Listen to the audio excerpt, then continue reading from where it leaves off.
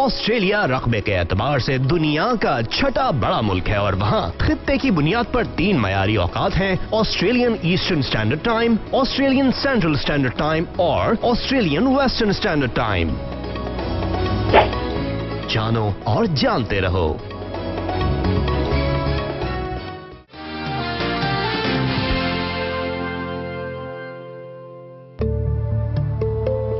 दुनिया के 83% ममालिया, 89% रेप्टाइल और 90% मछलियां ऑस्ट्रेलिया में पाई जाती हैं।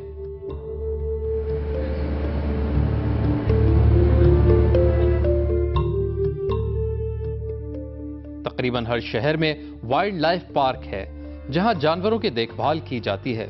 खुदा की तख्लीक को देखने मैं गया कैवरशैम वाइल्ड लाइफ पार्क। बच्चे हों या बड़े, ऑस्ट्रेलिया में हर शख्स को ये मासूम जानवर बहुत पसंद है और ये ऑस्ट्रेलिया का नेशनल जानवर भी है। ऑस्ट्रेलिया में कैंगरू पूरी दुनिया के मुकाबले में सबसे ज्यादा पाया जाता है। लंबी दुम और बड़े पैर वाला जानवर सबका पसंदीदा है। कैंगरू न सिर्फ 30 फुट लंबी छलांग लगा सकता है बल्कि 48 किलोमीटर फी घंटा की रफ्तार से दौड़ भी सकता है। मादा कैंगरू के पेट पर इजाफी जिल्द होती है जो बच्चा पालने में काम आती है। तकरीबन 10 माह तक कैंगरू का बच्चा इसमें पलता है, जब तक वो खुद चलने फिरने और खाने पीने के काबिल ना हो जाए।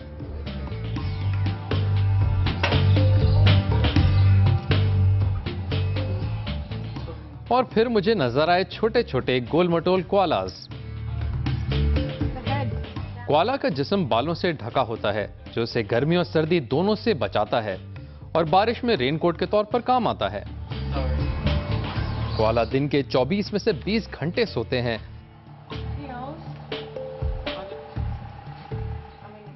कोआला जितनी देर जागते हैं उतना वक्त खाने की तलाश और उसे खाने ही में सर्फ हो जाता है। और हां, कोआला भालू नहीं होते, यानी कोआला को बेर कहना गलत है।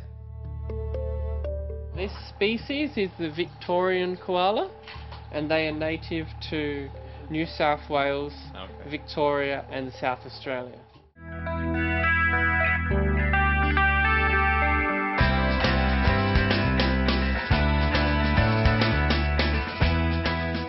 अब तक आपने कुछ सियाहत देख ली, कुछ पाकिस्तानियों से मुलाकात भी हुई, कैंगरूज और कोआला से भी मिल लिए, लेकिन अब यह जानना जरूरी हो गया है कि ऑस्ट्रेलिया की मईशत कैसे चल रही है और उसे तवानाई आखिर कौन फराहम कर रहा है। इसीलिए मैं गया तवानाई के शहर कराथा, जिसका मकामी ज़बान में मतलब है मुक़द्दस ज़मीन। ऑस्ट्रेलिया का यह शहर मुल्क के शिमाल मगरिब में वाक़ है। यहाँ से दुनिया भर में लोहा, मादनियात और तवानाई के वसाइल बरामद किए जाते हैं। ऑस्ट्रेलिया के पास कुदरती गैस के बेतहाशा वसाइल हैं, लेकिन चूंकि ऑस्ट्रेलिया दूसरे ममालिक से दूर है तो गैस की पाइपलाइन बिछाना काफ़ी महंगा काम है। इसीलिए गैस को ठंडा करके LNG या लिक्विफाइड नेचुरल गैस बनाकर बहरी जहाज़ों के जरिए फरोख्त किया जाता है। 90 की दहाई से जापान, चीन और जनूबी कोरिया यहाँ तक कि स्पेन तक LNG की फराहमी हुई है। 2009 में चीन ने $50 अरब LNG का मुआहिदा किया। मेरे पीछे नॉर्थ वेस्ट शेल्फ प्रोजेक्ट है जहां पे LNG की यौमिया पैदावार 52,000 टन है और दुनिया भर में यहां से LNG की बरामद की जाती है।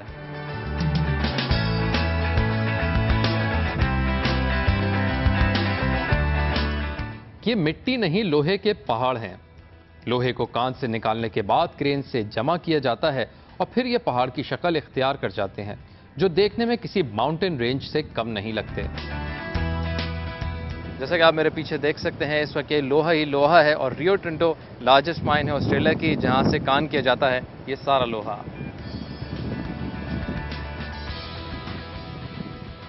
कानकनी का सुनते ही मुझे पाकिस्तानी कानकनों की याद आई, इसलिए कि सैकड़ों कानकन इस काम के दौरान जाबहक हो जाते हैं। ऑस्ट्रेलिया में इस सिलसिले में बड़े सख्त हिफाजती इंतजाम किए जाते हैं। Australia has very strict health and safety regulations that the government legislates for us to follow. On top of that, Rio Tinto across the globe, including iron ore, is very, very strict on safety, and safety is in fact a priority for our company. We like everyone to come to work and go home safe at the end of their shift. So in order to ensure that our employees are safe at all times, we have mandatory what we call personal protection equipment. PPE, so we have hard hats, we have safety glasses, we have high visibility, we have work boots with steel caps.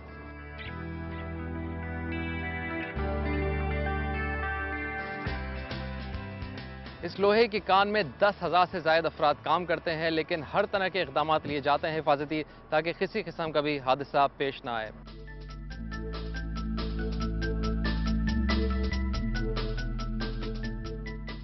Gas और लोहा दोनों ही के सही इस्तेमाल से Australia को बहुत माली और माशी फ़ायदा पहुंच रहा है, लेकिन ऑस्ट्रेलिया के सारे वसाइल में मुझे सबसे ज़्यादा जो अहम नज़र आया वो है कोयला। ऑस्ट्रेलिया में 75% बिजली कोयले से पैदा की जाती है, जबकि 70% से ज़ायद कोयला दूसरे ममालिक को बेच दिया जाता है और सालाना 44 अरब डॉलर कमाए जाते हैं। यानी बिजली भी बन रही है और अरबों डॉलर भी कमाए जा रहे हैं। इतने वसाइल और उनका ऐसा इस्तेमाल, पाकिस्तान इस सिलसिले में क्या कर रहा है? क्या टेक्नोलॉजी ट्रांसफ़र हो रही है? किस सिलसिले में क्या बात हो रही है? पाकिस्तान ऑस्ट्रेलिया के दरमियान तवानाई के शोबे में क्या हो रहा है? इसके लिए मैंने बात की ऑस्ट्रेलियाई वज़ीर तवानाई से। So Pakistan has a huge energy crisis. We are facing energy shortage of 5,000 to 6,000 megawatt on a daily basis. What do you think Australia can offer to Pakistan? Well, firstly, Australia can offer commodities such as coal and LNG, but we also have the potential opportunity to develop renewables, be it wind or solar in nature. I would encourage the Pakistani government and potential companies to talk to Australian companies about potential joint venture opportunities, in addition to supply contracts in terms of our commodities. Pakistan government's actually decided on its priorities from an energy perspective, but the best way to ensure energy security is long-term supply contracts of a commercial nature in the private sector. But I also encourage Pakistani companies to talk to Australian companies about the opportunities from a joint venture point of view of both investment in Australia or the development of Pakistan's resources, including partnerships on renewables, off-grid, what you can do from a wind power perspective, a biomass perspective, a solar perspective, or whatever. It's no different to our own indigenous communities in terms of developing those off-grid electricity contracts. Australia का मौक़िफ़ तो मैंने जान लिया। अब पाकिस्तानी हुकूमत की क्या सोच है, क्या इक़दामात किए जा रहे हैं, ये जानने के लिए मैं गया वफाकी दारुल हुकूमत कैनबरा और बात की पाकिस्तानी हाई कमिश्नर बराए ऑस्ट्रेलिया अब्दुल मालिक अब्दुल्ला से। तवानाई के बहरान के सिलसिले में ऑस्ट्रेलिया के साथ हमारे किस तरह के ताल्लुकात हैं इस वक्त? थर्ड कोल माइंस हैं या जो दूसरी माइंस हैं, उनसे एक्सट्रैक्ट करके अपने तवानाई के ज़रूरियात को पूरा कर सकें। दूसरी हमारी सिर्फ एक स्टील मिल है जो आयरन ओर लेती है, लिहाजा वो डिमांड का लेवल नहीं है पाकिस्तान की तरफ से। LNG अभी इन्होंने प्रोजेक्ट तो शुरू किए हैं, इस वक्त तक मैं अभी 52 मिलियन टन एक्सपोर्ट कर रहे हैं। हाँ जी, मगर वो मेनली जापानीज मार्केट को या नॉर्थ एशियन मार्केट्स को कर रहे हैं। तो स्पेन तक जा रहे हैं, मगर स्पेन को जो जा रहा है उसकी तादाद बहुत कम है इस वक्त। शुरू क्यों नहीं कर रहा पाकिस्तान को? एक तो शायद हम इसलिए ज़्यादा इंटरेस्ट शो नहीं कर रहे कि यहाँ से ट्रांसपोर्टेशन बनिस्बत आपको कतर से लेने के या गल्फ के कंट्री से लेने के ज़्यादा महंगी पड़ेगी। पाकिस्तान और ऑस्ट्रेलिया का इस वक्त तिजारती हजम सिर्फ 500 मिलियन डॉलर है। इतने कम हजम की इस वक्त वजह क्या है? इंडस्ट्रियल सेक्टर ना होने के बराबर है और मेन ग्रोथ इंजन जो है वो कमोडिटी सेक्टर। लिहाजा चूँकि चाइनीज़ इकानमी या इंडियन इकानमी इस वक्त बहुत बेहतर उनकी ग्रोथ रेट है और वहाँ कमोडिटीज़ की डिमांड बढ़ रही है, लिहाजा एक्सपोर्ट्स इनकी उनकी तरफ ज़्यादा है।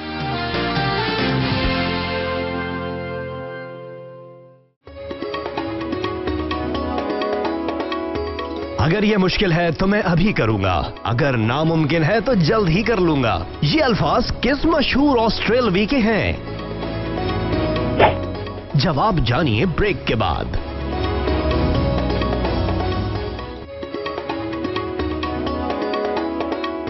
ये अल्फाज हैं मशहूर ऑस्ट्रेलवी बल्लेबाज सर डोनाल्ड जॉर्ज ब्रैडमैन, जो दुनिया भर में द डॉन के नाम से मशहूर हैं। ये मशहूर जुमला सिडनी क्रिकेट ग्राउंड के ड्रेसिंग रूम में एक तख्ती पर उनकी याद में और खिलाड़ियों का हौसला बढ़ाने के लिए आवेजा है।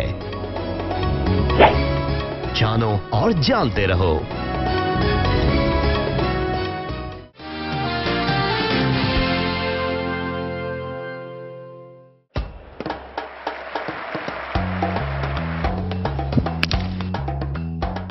ऑस्ट्रेलिया की 2.25 करोड़ की आबादी में 45 लाख या 1/4 अफराद प्रोफेशनल स्पोर्ट्स खेलते हैं,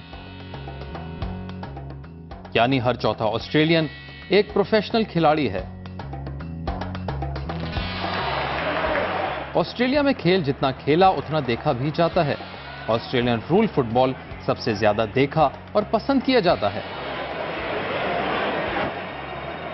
फुटबॉल का सीज़न शुरू हो चुका है तो हम बहुत ज़्यादा फुटबॉल की चीज़ें देख रहे हैं, लेकिन लग ये रहा है कि शायद क्रिकेट जो है थोड़ी सी एक ग्रोथ नहीं, थोड़ा सा डिक्लाइन की तरफ हम कह सकते हैं कि आ रही है, और दूसरे स्पोर्ट्स की तरफ अब ऑस्ट्रेलिया जो है वो जा रहे हैं।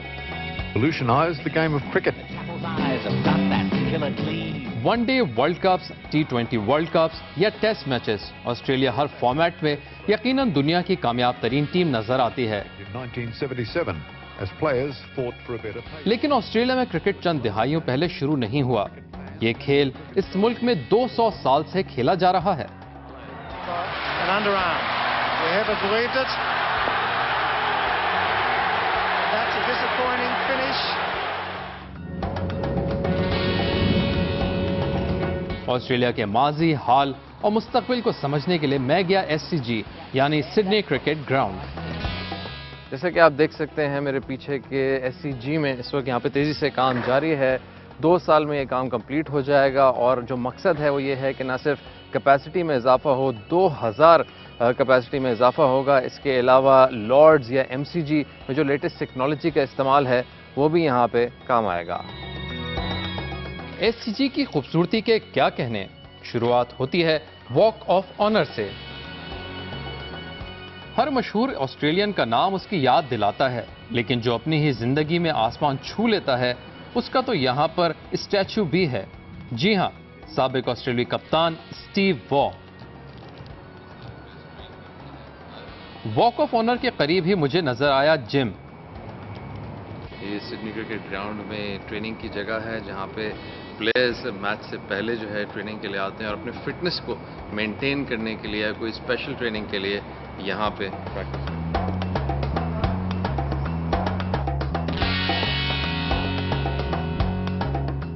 What is this area? So this is the away dressing room. So this would be used by England, would be used by India, Pakistan, whoever is visiting, or it might be used, for example, if Victoria are playing.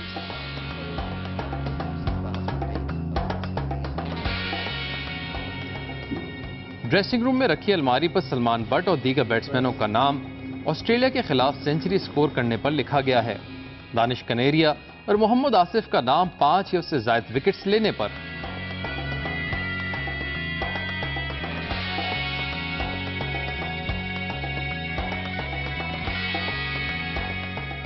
बल्ले, kits, caps और Fateh Australian खिलाड़ियों की तस्वीर भी देखी, लेकिन stars के बीच में एक तस्वीर पाकिस्तानी स्टार की भी है।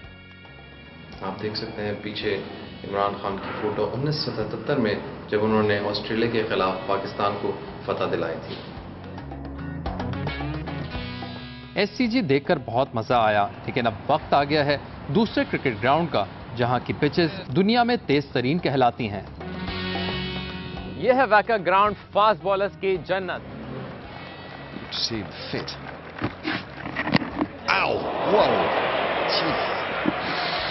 माहिरीन का कहना है कि इस पिच के बाउंसी होने की असल वजह यहाँ की इलाके मट्टी और क्यूरेटर का पिच बनाने का मुनफरद अंदाज है। ऑस्ट्रेलिया की मुकामी क्रिकेट में T20 फॉर्मेट भी फरोग पा रहा है।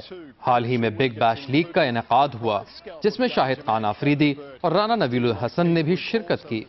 पहले सीजन की फातेह टीम करार पाई सिडनी सिक्सर्स।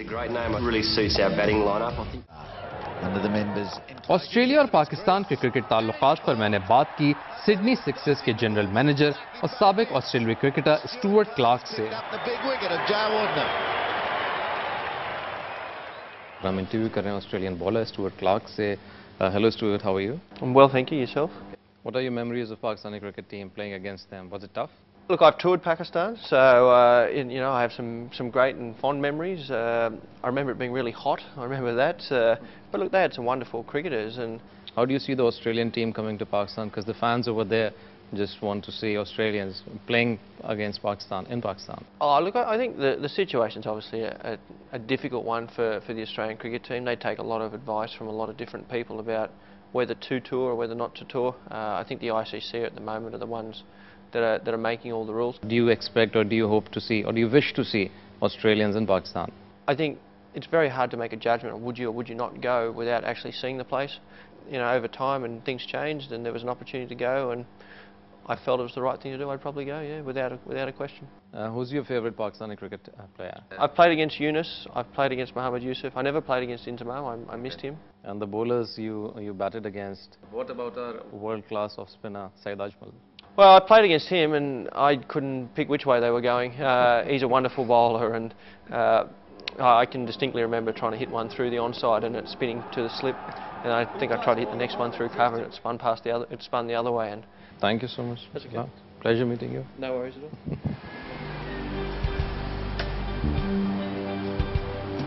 ऑस्ट्रेलिया की हर शय ने मुझसे कुछ न कुछ जरूर कहा, चाहे शेर के बेजान मुजस्मे हो, दीवारों पर लगी तख्तियां या फिर जमीन पर मेंढे की कुंदी हुई तस्वीर। कोशिश तो यही रही कि जो सुना देखा वो बयान करूं। उम्मीद करता हूं कि इस घंटे भर के कूजे से आपने भी कुछ कतरे नोश फरमाए होंगे।